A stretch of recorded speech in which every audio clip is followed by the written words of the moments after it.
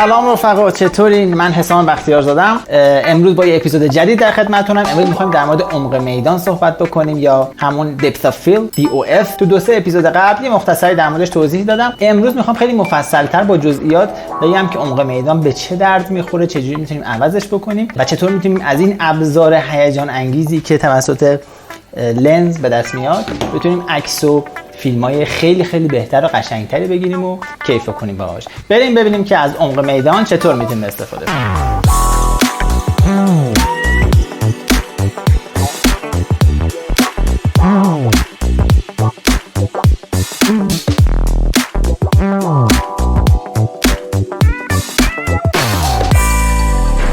عکاسی و فیلمبرداری ما یاد گرفتیم که فوکوسمون رو میتونیم عقب و جلو بکنیم. یعنی چی؟ یعنی اینکه دوربین اگر اینجاست، فوکوس لنز میتونه روی این سوژه باشه. میتونیم فوکوس رو با یکی از اون حلقه هایی که روی لنز هست، نقطه فوکوس رو مثلا از جلوی لنز ببریم عقب تا ببریم تو بی‌نهایت. بی‌نهایت یعنی خیلی خیلی دور. ما اینو یاد گرفتیم که اگر میخوایم سوژه‌مون توی تصویر خیلی شارپ و شفاف و واضح باشه، باید نقطه فوکوسمون روی اون باشه. عمق میدان چیه حالا این وسط؟ عمق میدان به اون فاصله‌ای که پشت و جلوی سوژه شما همزمان با سوژه‌تون توی فوکوس قرار داره میگن عمق میدان. یعنی چی؟ یعنی اینکه اگر فرضاً شما از یک درخت دارین عکس یا فیلم میگیرین تو فاصله 10 متری، نقطه فوکوستون رو تنظیم کردین روی اون درخت. اگر عمق میدان شما زیاد باشه، اون چیزهایی که پشت درختن، چندین متر پشت درختن و چیزهایی که جلوی درخت هم هستن، چندین متر جلوتر و نزدیک شما،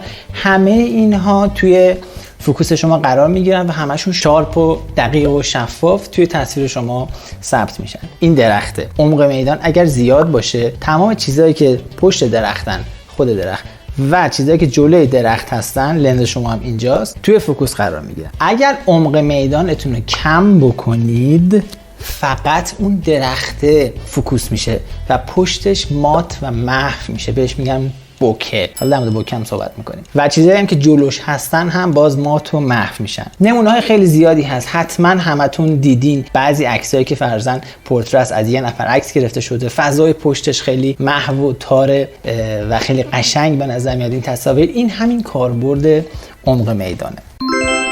توی یکی از اپیزودهای قبل ما یاد گرفتیم وقتی که دهنه دیافراگم لنز رو میبندیم، عدد F مون رو یعنی زیاد میکنیم، نور کمتری به سنسورمون برخورد میکنه و تصویر تاریک‌تر میشه. و وقتی دهنه دیافراگم رو بازش میکنیم، نور بیشتری از لنز رد میشه و به سنسور میخوره و تصویر روشن‌تر میشه. اما این همه اتفاقی نیست که میفته. یه اتفاق خیلی مهم دیگه که میفته اینه وقتی که شما دیافراگمتون رو باز میکنید، یعنی عدد F تون رو کم میکنید، علاوه بر اینکه نور بیشتری از لنز رد میشه و به سنسورتون برخورد میکنه، عمق میدانتون کم میشه.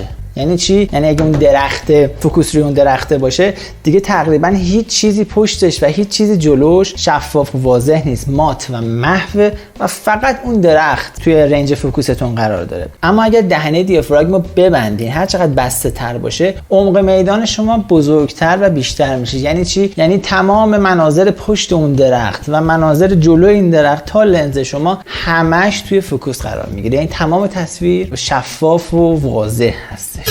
حالا عمق میدان کم باشه خوبه یا عمق میدان زیاد باشه خوبه؟ بستگی شما داره. عمق میدان یک ابزار خیلی خیلی خوبیه که عکاسا و فیلمبردارا ازش استفاده میکنن تا اون داستانشون رو ببینید. پشت هر عکس و هر فیلمی بالاخره یه داستانی هست. شما وقتی از یه کسی عکس میگیرین، یه حرفی توی اون عکستون دارین، یه چیزی میخواین به مخاطبتون القا کنین که مثلا اینجا چقدر خوشحاله یا چقدر ناراحته یا چقدر داره بهش خوش میگذره یا مثلا چه جای باصفاییه یا اینکه هر چیزی. فیلمم که دارید میگیرید این مسئله پررنگ‌تره. اون عکاس و اون فیلمبردار خوب و اون کارگردان خوب از عمق میدان استفاده میکنه که بتونه داستانش رو بهتر به مخاطبش منتقل بکنه. پس چی شد؟ یه دور با هم مرور بکنیم. عمق میدان به فاصله ای از پشت و جلوی سوژه شما میگن که توی فوکوس قرار داره. شما با یکی از حلقه های روی لنز میتونید نقطه فوکوس رو عقب و جلو ببرین. عمق میدان چجوری کم میشه؟ با باز کردن دیافراگم. یعنی چی؟ کم کردن عدد F. اگر نمیخواین کل منظره رو نشون بدین و هر آن چیزی که چشمتون میبینه مخاطب شما هم ببینه بدون اینکه تمرکزش روی نقطه خاصی باشه، باید عمق میدان رو بزرگ بکنید. یعنی چی؟ یعنی دیافراگم رو، دهنش رو ببندین. یعنی عدد F زیاد بشه. همه اینا در کنار اون موارد کم و زیاد شدن عبور نور از لنز هم هست، یعنی باید حواستون باشه.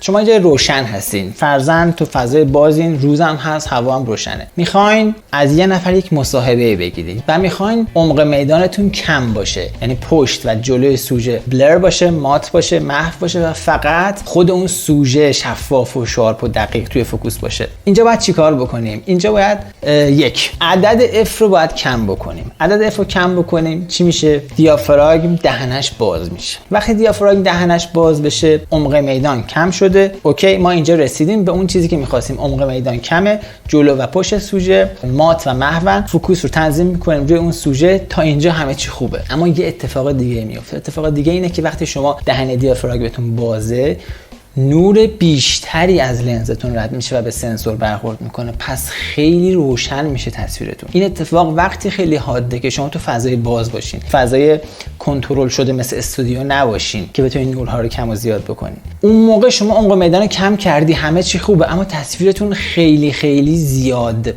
روشنه و بعضی وقتا ممکنه تصویرتون دیگه همش سفید بشه، اوور اکسپوز بشه، دیگه تقریبا به درد نخور بشه. اینجور وقتا چیکار میکنیم؟